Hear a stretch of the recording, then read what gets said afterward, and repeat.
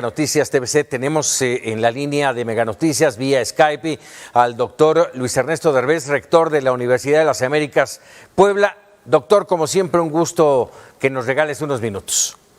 Al contrario, Paco, aquí a tus órdenes con tu auditorio, que es bastante, y espero en Dios que en algo sirva esto. Afortunadamente, yo creo que sí va a servir porque, vamos, expertise en el tema económico, pues Luis Ernesto Derbez. A ver, ya tenemos un proyecto de paquete económico 2021, está empezándose a analizar en el Congreso, ya se empezaron a fluir algunos detalles de esto. ¿Cómo entenderlo y cuál sería tu primera opinión? Pues mira, primero vamos haciendo 3 puntos que me parecen importantes. El primero es los supuestos. Cuando vemos a los supuestos que el gobierno está presentando y planteando, dar el ejemplo de un crecimiento del 4.6%, tener una serie de exportaciones y de producción de petróleo de casi 1.6 millones de barriles al día, pues encuentras que es optimista, que lo que está realmente presentando el secretario de Hacienda, Herrera, es un escenario optimista, un escenario que no necesariamente se va a cumplir. El crecimiento del 4.6% en realidad no es el consenso de los expertos. Los expertos están hablando de un crecimiento del 3.4%. Esa diferencia de 1.2 puntos de crecimiento podría ser muy fuerte en términos de los ingresos del gobierno, podría por lo tanto provocar que lo que está planteando de un presupuesto en este momento con base cero de déficit, desde el punto de vista de déficit primario, ¿sabes?, sin servicio de la deuda, no se logre. Y por lo tanto que estuviéramos viendo a un gobierno que requeriría una de 2 situaciones. O adquirir un poco más de deuda, cosa que el presidente de la República ha dicho no quiere hacer, pues en su defecto, si no lo quiere hacer y se cumple el 3.4, que es mucho más probable por encima del 4.6 que está pronosticando la Secretaría de Hacienda, tendríamos el año que entra más recortes presupuestarios. Y cuando vemos un presupuesto como el que estamos observando hoy, en donde se hacen recortes fuertes prácticamente para todas las actividades, el día de hoy estaba yo escuchando al que es el presidente de la Cámara de Diputados de lo que tienen ahí de agricultura, hablando de que el recorte en agricultura no es soportable ya más por el sector. Pero cuando tú ves este tipo de exigencias y al mismo tiempo observas que el presidente tomó una decisión muy clara, segundo punto que quiero hacer, él tomó su decisión de decir, mis prioridades están claras, están clarísimas en el presupuesto. Me preocupa el sureste del país, no me preocupa el resto de la nación, me preocupa el área de hidrocarburos y sector energético, porque voy a invertirle a yo le llamaría mi refinería, la refinería del sexenio en Dos Bocas. Me preocupa y me interesa el Tren Maya y es a donde voy a meter dinero, porque hablo de que estoy dando más dinero al sector turismo, pero tú encuentras que en el presupuesto prácticamente el 80% de ese presupuesto va a ir para inversiones no del sector turismo, sino del Tren Maya. Y por último el presidente dice mis programas sociales. Y cuando tú ves sus programas sociales, y ahí voy a mi tercer punto, no están incluidos educación. Educación no está recibiendo el beneficio, el impacto que debería tener. Hay un recorte en 13 programas fundamentales, que serían programas que, en mi opinión, no deberían tener ese recorte brutal. Uno de ellos es las escuelas de día completo, que lo que acaban de hacer es eliminarle prácticamente el presupuesto. Es decir, tú ahí estás viendo con claridad 3 cosas. Mucho optimismo en los supuestos. Segundo, prioridades del presidente de la República hacia el sureste, hacia sus proyectos favoritos. Y tercero, realmente un desdén por el sector educativo. Me preocupa eso, Paco.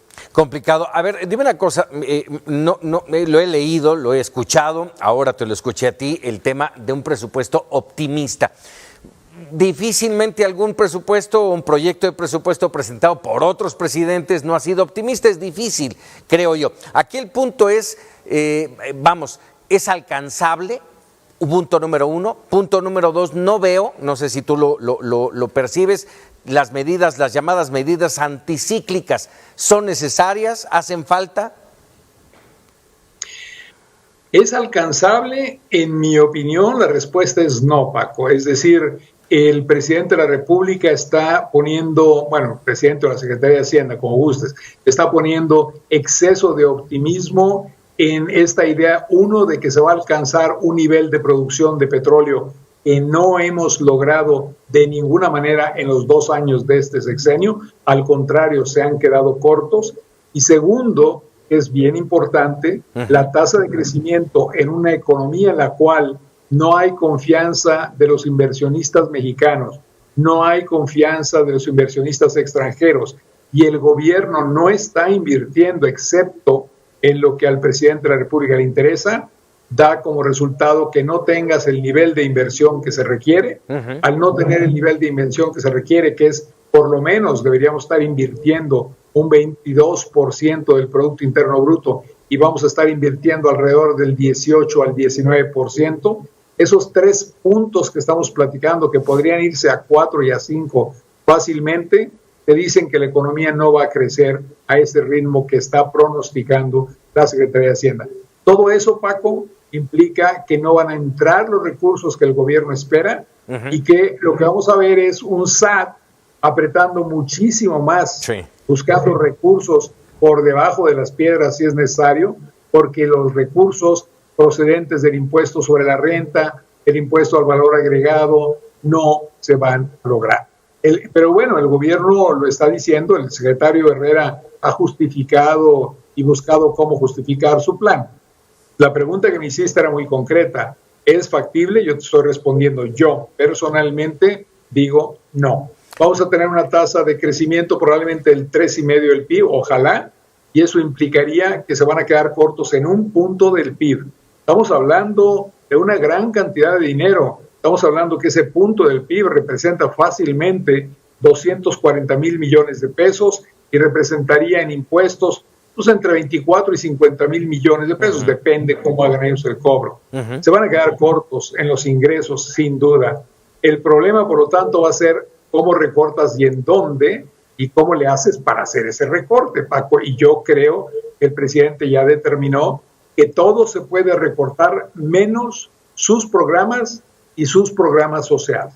Oye, y eso representa 500,000 millones de pesos. Sí, y además ya no hay guardadito, tenemos una pandemia que no ha terminado, que eso también influirá. Y yo te reitero la pregunta, ¿medidas anticíclicas ves?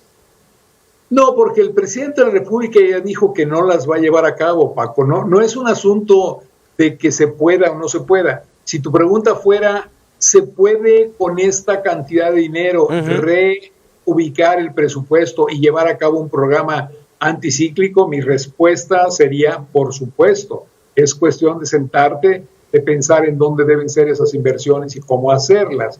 Pero el presidente ya dijo, lo ha repetido reiteradamente, no va a hacerlo, Paco. ¿Y no se van a cambiar en la Cámara?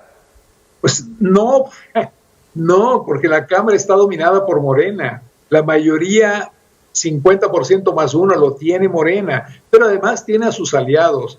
Y recuerda que el presupuesto de egresos únicamente se discute en la Cámara de Diputados. Por lo mismo, podrá incrementar el Senado la ley de ingresos. Bueno, lo puede hacer artificialmente, pero no en una gran cantidad. No va a haber ese cambio, Paco. No soñemos con eso. El sector privado mexicano debe entender que no está en la definición del gobierno en este momento el utilizar política anticíclica. Y también no está, Paco, y esto es bien interesante, no está ir por deuda.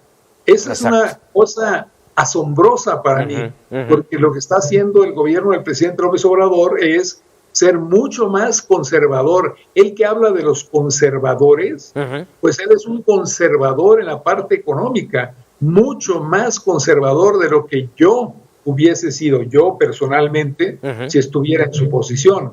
Por lo tanto, me parece increíble que el presidente hable de conservadores y progresistas cuando está actuando como el mayor conservador que hay en el país, por lo menos en términos del presupuesto, Paco. Déjame por último preguntarte, después de ver este panorama muy amplio, muy completo, ¿qué podemos esperar los mexicanos? ¿A qué nos vamos a enfrentar en los próximos, no meses, años?